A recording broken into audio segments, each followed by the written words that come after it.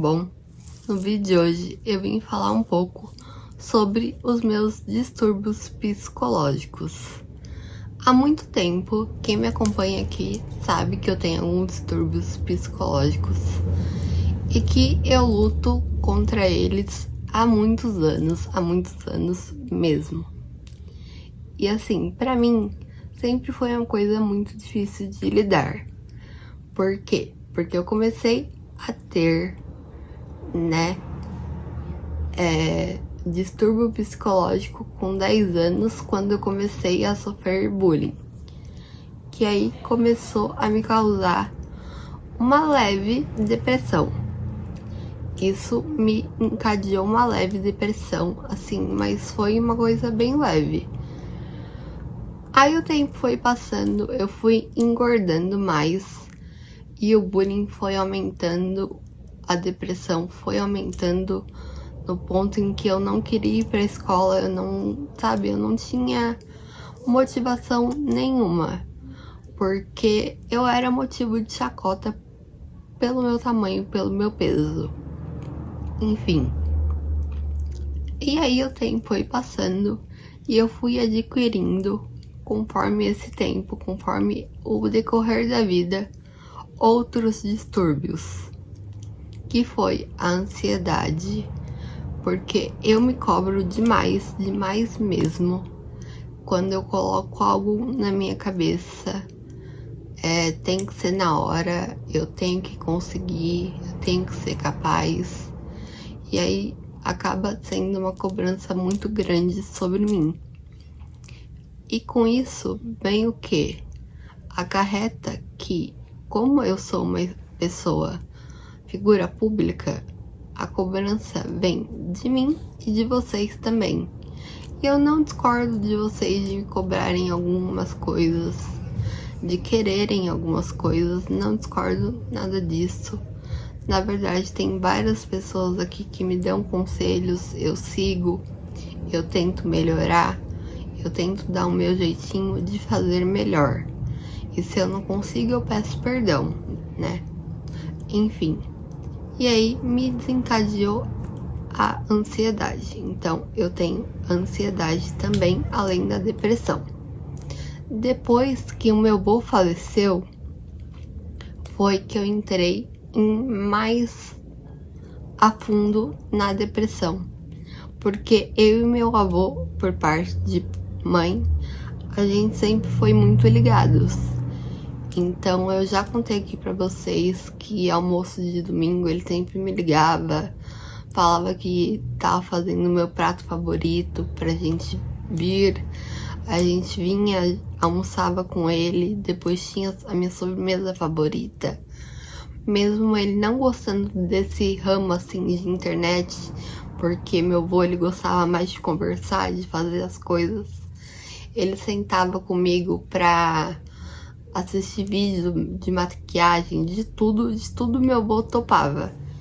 Então, pra mim, ele sempre foi um paizão, sabe?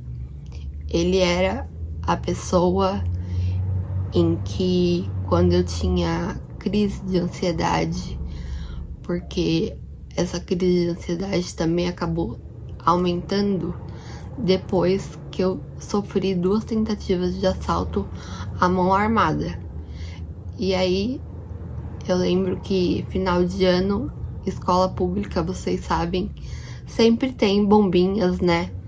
E quando soltavam aquelas bombinhas, a minha ansiedade atacava, me dava falta de ar, me dava crise de pânico.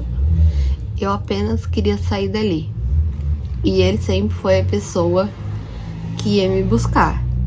E meu avô, ele era no sobrepeso também, ele tinha vários problemas, mas ele ia de a pé me buscar. Então era tipo uns 3, 4 quilômetros pra ir e 3, 4 pra voltar. Ele ia me buscar e quando a gente voltava, eu sentava no colo, deitava no colo dele, ele me acalmava. Então, quando eu perdi ele, pra mim foi uma coisa assim que eu não tava acreditando. E que foi né? Onde eu vi que eu não lido bem com perdas. Porque meu avô faleceu dia 27 de dezembro. E eu ia fazer 15 anos em dia 2 de março. E eu ia fazer a valsa pra dançar com ele. E aí quando eu falei, né, que eu queria dançar com meu avô, minha mãe falou: seu avô não vai dançar, seu avô é tímido e tudo mais, ele não vai aceitar. E aí quando eu falei, ele super topou e tudo mais. E quando chegou, assim, dele falecer, eu falei, eu não vou mais fazer festa. Eu realmente tinha desistido da festa. E aí minha mãe falou, não, seu avô não gostaria disso, faz a festa, que ele vai ficar feliz por você ter realizado um sonho seu.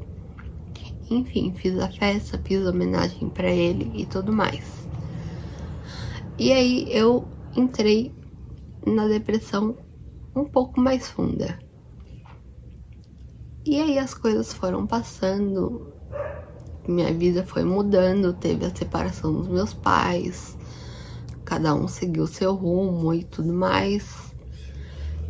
E aí começou a vir mais ainda a questão da ansiedade, de eu dar conta de tudo.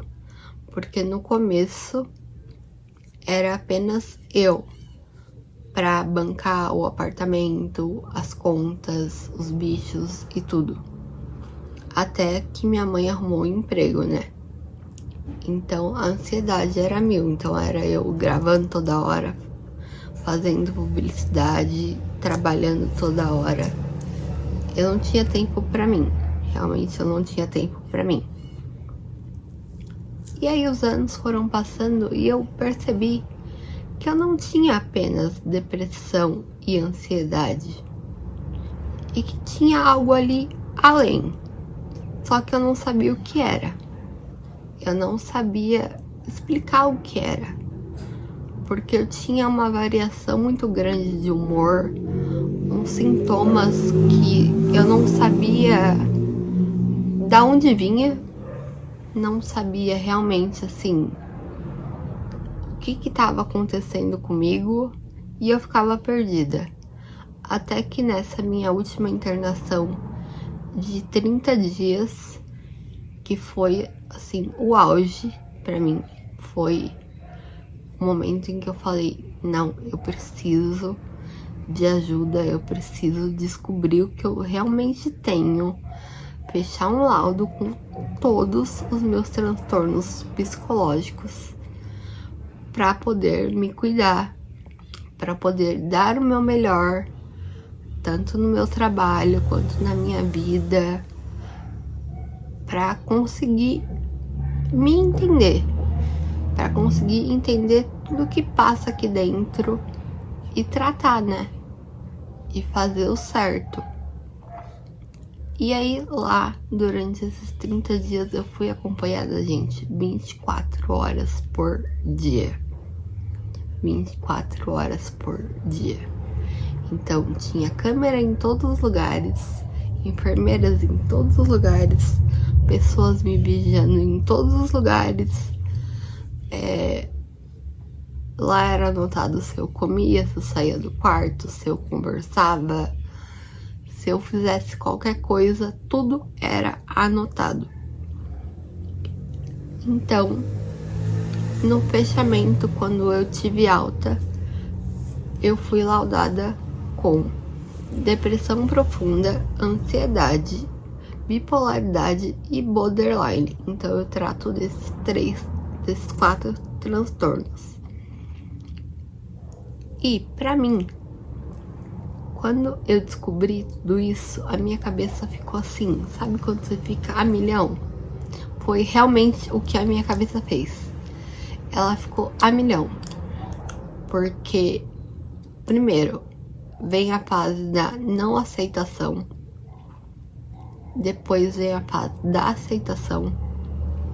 E aí depois vem a fase da aceitação de você precisar da ajuda psicológica fora da clínica, de ser regrada nos remédios, de entender a sua mente, de entender quando você tá entrando numa crise, quando você precisa de ajuda e quando você não consegue lidar apenas usando essas ferramentas e precisa de uma nova intervenção.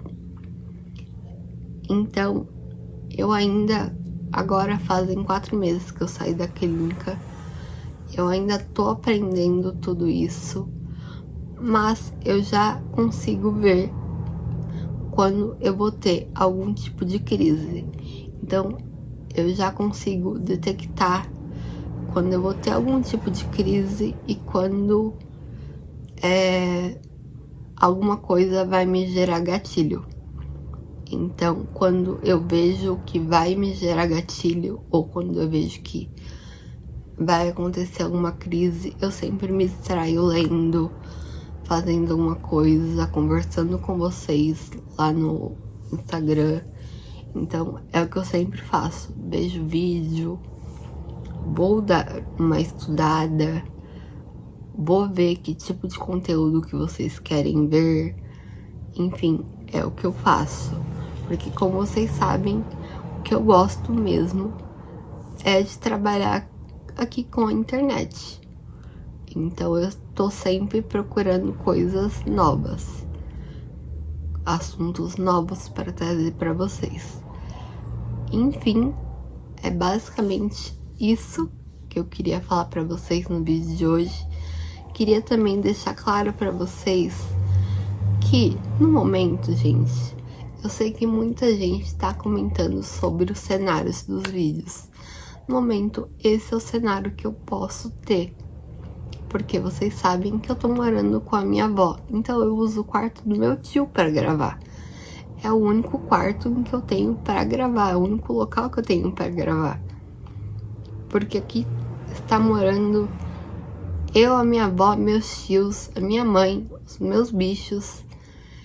Então, não tem local para gravar. E a minha avó tem a nossa cachorrinha, né?